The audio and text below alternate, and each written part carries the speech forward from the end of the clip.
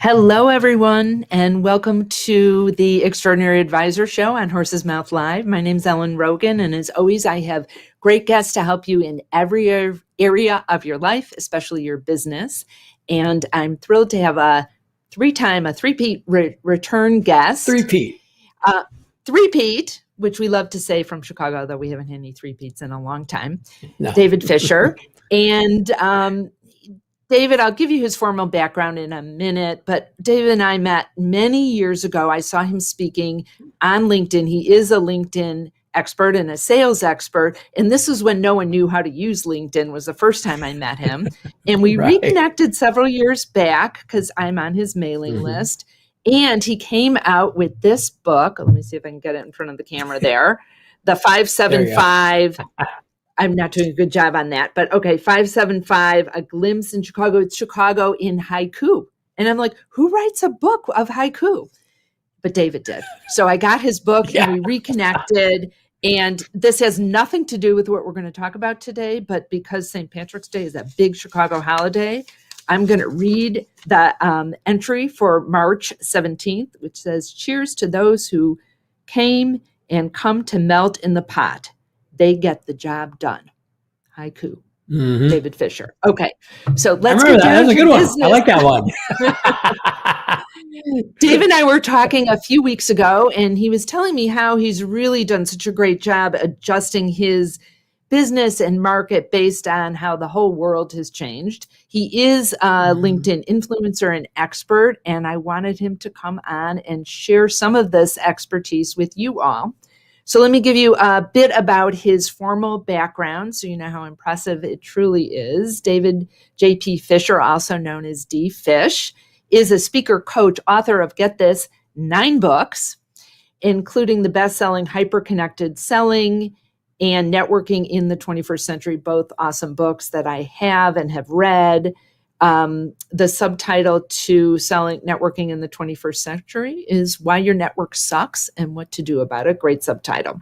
He's in the sales, he's a Sales Hall of Fame inductee, a LinkedIn influencer and collaborator, so knows what he's talking about. His 20 years experience as an entrepreneur, sales professional, an awesome guy. His goal is to help people understand the new sales Sherpa Path, where social media, networking, and old school sales and communication are the key to providing value and staying relevant, which is so important to financial advisors. Dave does a lot of work in our industry, knows about how advisors work, understands there's compliance issues. So I figured he'd be the perfect guest for us to have today. So welcome, David. Thrilled to have you here. Thank you for having me. I just come on your show to hear you say nice things about me. I love it. I see much more impressive on paper. Yeah. No. It's all true. Great. So we're in this era now that things have changed and they're not going to go back exactly like they were, and they probably shouldn't, right? Yeah, it's changed just a little bit. So in this post-pandemic world, what are you seeing about how advisors can do business development and how digital tools fit in with all of this? Right. How many hours do we have to unpack that question? What was really interesting, and I think you can tie this back to even our relationship. I think it was over 10 years ago that we first met. And at that point, I was talking with financial service audiences, talking to them about networking and sales and LinkedIn. And at that point, it was just like a neat little fad, or, oh, hey, this LinkedIn thing could be cool. And what we saw over the intervening years is that our digital presence kept becoming more and more important. It kept becoming more essential to how we do business. But there was no real reason to really adopt it, right? To really kind of dive in to using these digital tools. And really what I think we've seen because of the pandemic and social distancing, we've seen about 10 years of digital transformation happen in 10 months, right? 2020 really was very revolutionary in that regard. And so something like LinkedIn profile or digital moved from the periphery to something we had to do, right? We lived in 2020 in a digital first world. And I think we are going to find a new kind of resting point between the digital and the offline.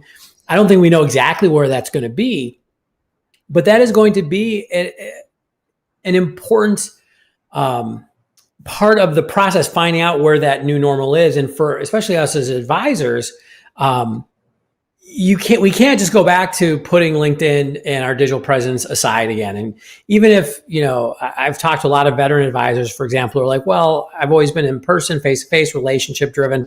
That's great.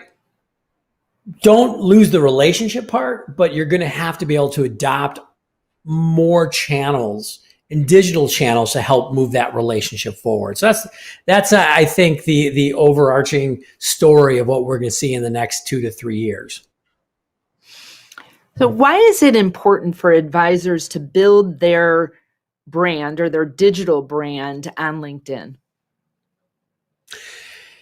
Because you are what your LinkedIn profile says you are, right?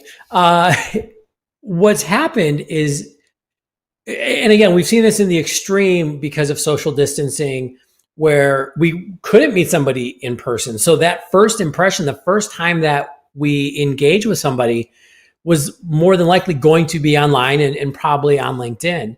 One of the reasons why I've always looked at LinkedIn as kind of the tent pole for an advisor's online presence is it is the preeminent social networking site. It does have 700 million members plus. If I look up your name and maybe your city or your company name on LinkedIn, on Google, your LinkedIn profile is probably going to be one of the top hits. And when somebody comes to that profile, if they don't know you, what they see is what they have to make their judgments on, right? And so that's why I think it's so important that, all professionals, but definitely financial advisors, realize that, they might have a wealth of experience and knowledge and a passion for helping their clients, but none of that comes through unless it's on the page, so to speak, or on the screen. What mistakes have you seen advisors do in terms of their profile? Like when you see it, you're like, I really wish they wouldn't do that.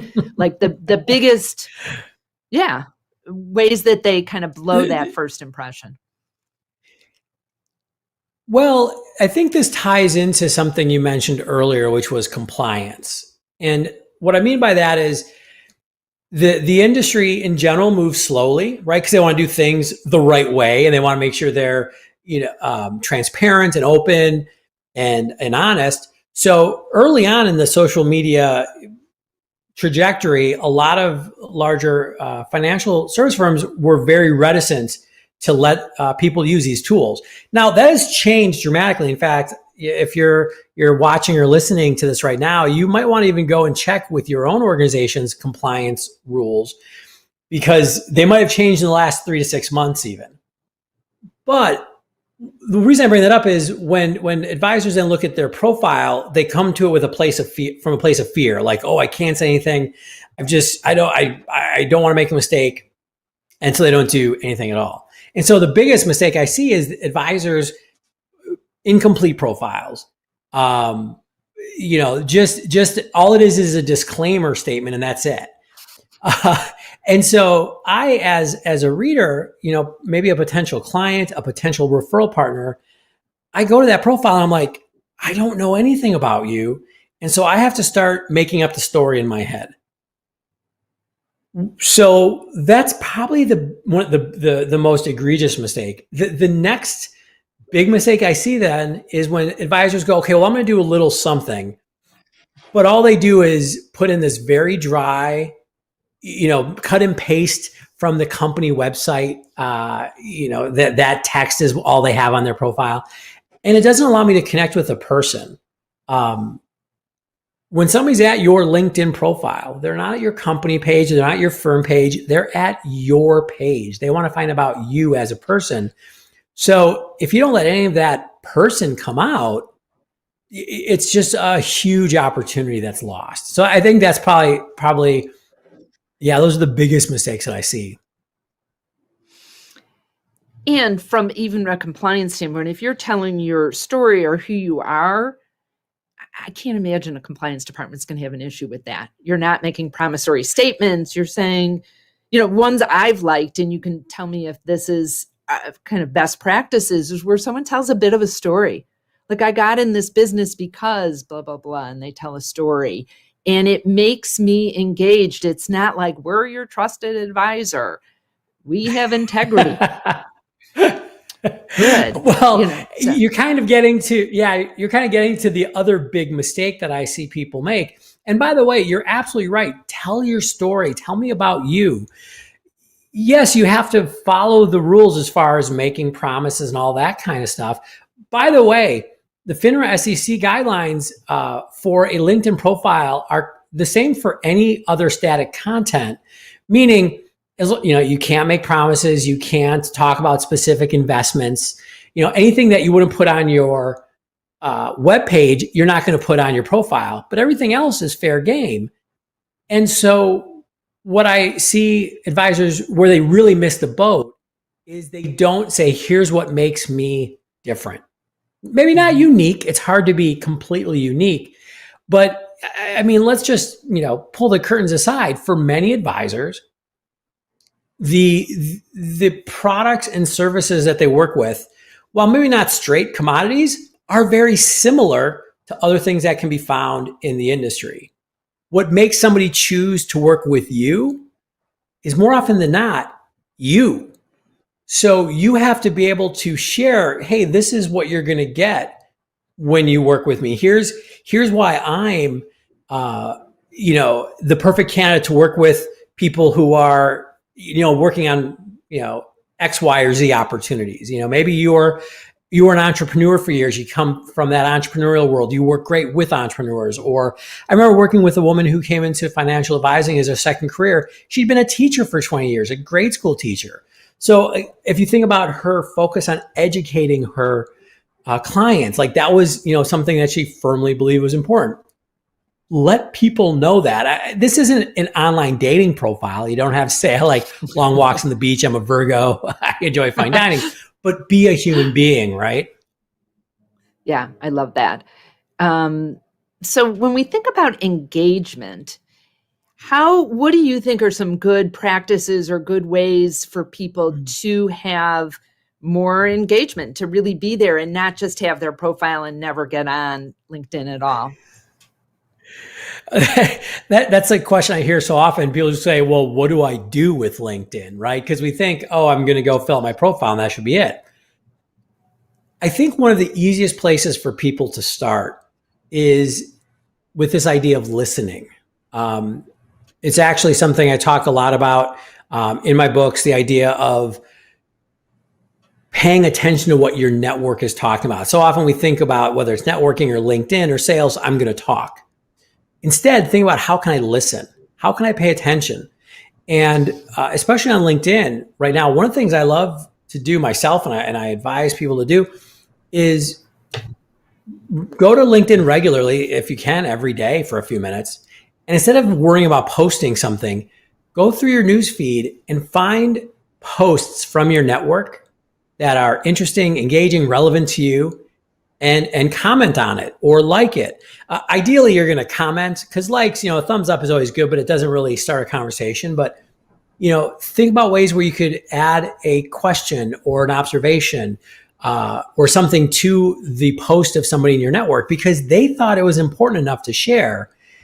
When you start engaging with their content, it's great because it builds some social capital. It validates them. They feel a little more positive towards you. There's a lot of things that happen behind the scenes with the LinkedIn algorithm where they're more likely to see your content in the future and you're more likely to see theirs. So that's such an easy thing to do. And even if you're a little nervous about going online and curating content or creating content yourself, all of us can go and respond to others. And it's a really powerful way to keep that conversation going, stay in front of people, stay on people's minds, so that when you are in a position to reach out and say, hey, I might be able to help you with that problem, or conversely, hey, could you help me with something? You're not starting from scratch. I think that's the easiest place for people to start. And then you can build on sharing content or, pulling material from your organization to put out there. But for most people, just start engaging first. Start talking, or excuse me, listening instead of talking. Such a great first step. And I have so many questions in my mind right now, but one of the things that I've seen happen that have helped people build a relationship with me is not like they're stalking me, but they're commenting. And I have someone who's continually shares my content. So she's a writer, and I reached out to her after 6 months of doing that and saying, one of the advisors I mentor came to me and was looking for a writer. Is this something you do? So she actually built a relationship with me, and I had a really nice experience. I was sharing content that was good. It wasn't disingenuous, but from a CNBC reporter. Right. She does a lot of personal finance things. And shortly after I did that, I got a call from NBC News, national news, and she had given them my name. So it was I was like, oh, like this really worked. That was part of what a hope is that it would develop a relationship with her. One of the questions I have for you, because I think you do this really well, and I've had people not do this well, where they'll tag me in their post for kind of no good reason, and it just annoys me because then I get all this feedback from that. You've tagged me in your post in a way that either compliments me or wants me to be engaged. So can you give us a little bit about that in terms of what's good etiquette for when you tag other people in your posts? Yeah, so I think it's important to look at this tactically. So on a strategy level, this is really going into something akin to what you just talked about, this idea of building a relationship over time. Especially as you get a larger network, it's harder to see everybody's posts. It's harder for everybody to see your posts. But there are people that you want to build that relationship with. I think one of the biggest mistakes I've seen in the last year is that everybody jumped on LinkedIn because they had to, because they couldn't do anything else. And they looked at it as a sales tool. And in fact, there's a lot of bad actors in the financial advisor and the financial services space that have done this because they were sold this idea that they would just basically automate everything and they would reach out and blast people with messages and trying to prospect them. I have somebody who in the financial space today sent me the 6th automated message. I've already disconnected. I'm like, dude, like this, you're not going to get what you think you're going to get. But so there's a lot of that out there. A lot of people are frustrated with it. The better way of doing it, as I said, is to be more relationship driven. And so one of the things I do that you just mentioned is this idea of tagging people. So if you're not familiar with this on a very practical level, when you tag somebody in a post, if you're on your browser, you're on your mobile phone, you just put the @ symbol and start typing their name. You get a drop down menu, and their name pops up, and you tag them. What happens is when that post goes live, they get a notification that you tagged them, and so they can see right away that they can see this content that you've posted, and they can hopefully engage with it. And thank you for saying that I do it well, but what you just mentioned is exactly what I'm doing it. I only do it if it's going to compliment somebody or if they are relevant to what I just posted. So one of the things, and you don't do it just because you want to kind of get their attention. It's got to be relevant. So like when I talk about financial services topics, or you and I do a lot of work in the mindfulness space, especially mindfulness in our professional world. So when I post stuff on that, I'll tag you. Or if there are clients I've worked with, even clients I'd like to work with, as long as I know it's relevant to them, I do tag them. And for me, it's usually about 5 to 7 people. That's it. You've seen it. I've seen it where people tag like 50 people because they think that that's going to somehow get their post to be viral. And by the way, that's not how it works at all. And you just end up ticking people off. So that's kind of how I would describe the etiquette and really the purpose to doing it. That's really helpful. Thanks. And I actually I've tagged people if I'm quoting them, but not to get engagement. And so that's something I'm going to try doing in the in the David Fisher way, like the appropriate way. Tag me. Love to have a conversation. And that's what it's about. Perfect. It's all about keeping these conversations going, right? Yeah. And actually someone from Horse's Mouth just did that with me. She posted something that was really relevant and interesting, and I loved her post, and it was easy for me to comment back. And the interesting thing is I didn't realize she was a power lifter. She was talking about powerlifting coaching, and I was able to throw cool. another fact back. Like, did you know that percentage wise, there's more women powerlifters than there are women in financial services? So anyway, that's a bit of an aside, like but she had really good engagement. No, it's great. So where do you see this going in terms of incorporating these digital tools and in-person tools? Like, what's the future in terms of building a book of business for advisors, and also in terms of prospecting and referrals? Like, how do you see all this working together? Well, I've got my crystal ball here, and if I look into it, and I joke. I mean, I don't think any of us really know where the pendulum is going to finally settle, and I actually think for the next couple of years, it's going to we're going to be in a state of flux. We talk about the post-pandemic world.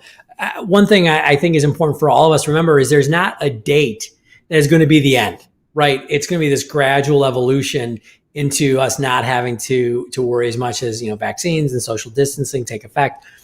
But I do think one of the biggest things that advisors have to do, and this is a big change, I mentioned the idea of digital transformation earlier. You are going to have to use these digital channels whether or not you like them. 5 years ago, I think as an advisor, you could say, I'm not going to really dive in. I think the social media thing is stupid. I think texting is dumb. I don't want to take a picture of my lunch. And a lot of these technologies, like think about it, LinkedIn, Zoom, all these things, they were here before the pandemic. So it's not like the pandemic changed anything. It's just kind of, ripped off the bandage. We can't just mosey into the future. And so I think whether you look at it as far as prospecting or relationship driven building or creating like maybe you're an advisor who's got great relationships with a few referral partners, centers of influence, and that's where you've kind of built your book of business.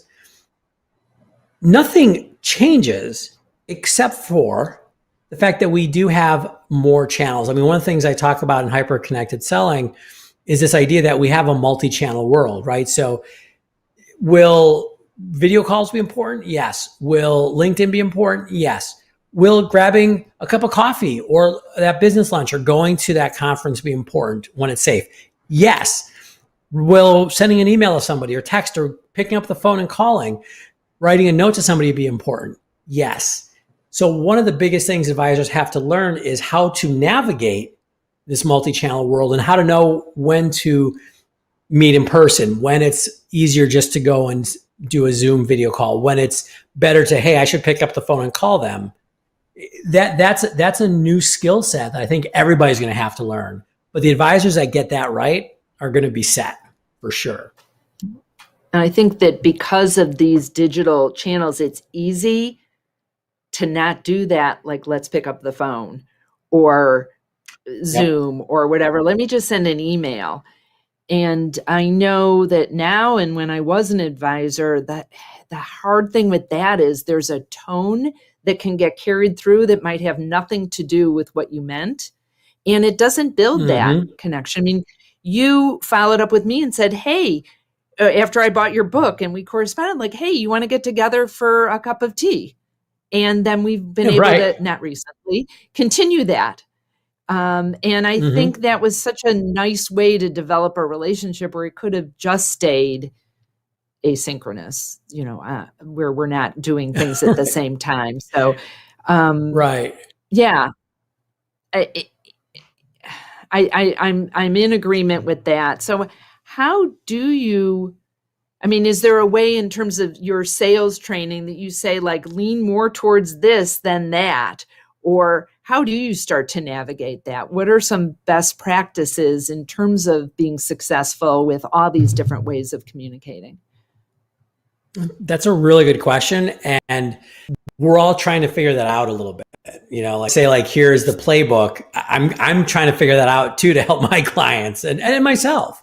I think part of it is very related to what you just said there about tone.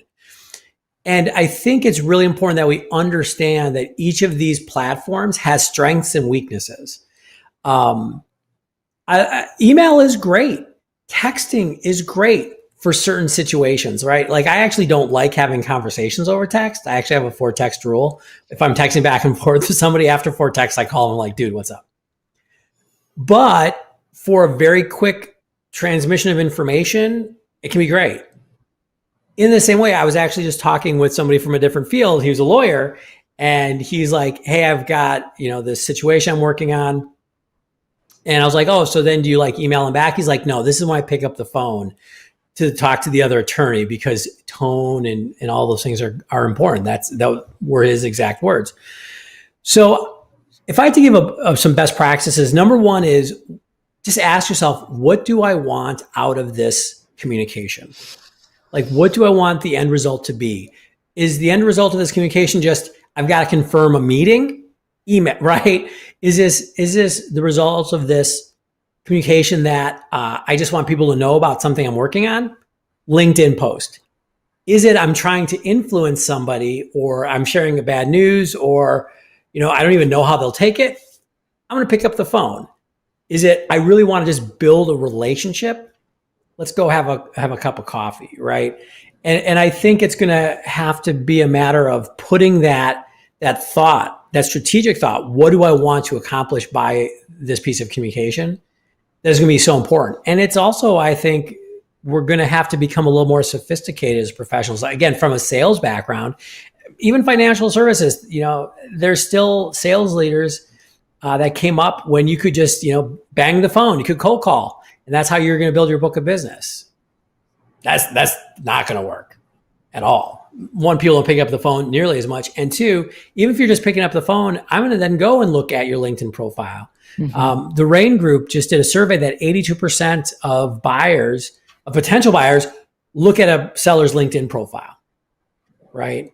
And so if you think that your digital presence doesn't precede you, it does. So we've got to be a little more thoughtful, and might I use the word mindful in how we talk. I think that's the biggest thing to start working on. Perfect. I love that. So, Dave, this is great. You have such a wealth of information. I know you're doing more and more trainings on LinkedIn, and you're creating courses. If people want to find out more about you, about your trainings, your information, also, I recommend that all of you follow or link with David on LinkedIn to see what he's up to, just for a great example. Besides, he's a perfect person to be connected with. Where should they go to find out more about you? Yeah, LinkedIn is always a good place. I'm at linkedin.com/in/imdfish. But also you can find me at my online home at davidjpfisher.com. And if you go to davidjpfisher.com/podcast/horse's mouth, I've got a landing page for all of your listeners and viewers. I've got some great resources there, some free resources about how to really maximize their online presence. And yeah, I would love to connect and answer any questions I can. Great. Beautiful. Thank you so much for all your great information, for being our three-peat guest. Not very many people fall into that Hall of Fame category on Horse's Mouth Live. So thank you very, very much. And thank you to all of you watching and listening. We're so grateful you're here and you're part of our community at Horse's Mouth Live. And if you haven't checked it out yet, we have an Extraordinary Advisor Masterclass starting on April 1st. And this is going to be so awesome. I'm so excited. There's amazing advisors that have already signed up for this. It's all about how to increase your influence, your impact, and your income using tools to build connections and relationships and A lot of when David was talking before about how do you make yourself sound unique, we do a lot of work on creating a business manifesto and understanding your superpower and how you show up in your practice for your prospects, your clients, and your team. So please check that out. The link's below at horsesmouth.com/masterclass. And if it's a fit, we'd love to have you there.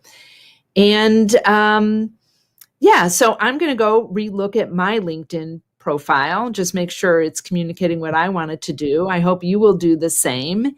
And as always, remember to be great and create great every single day.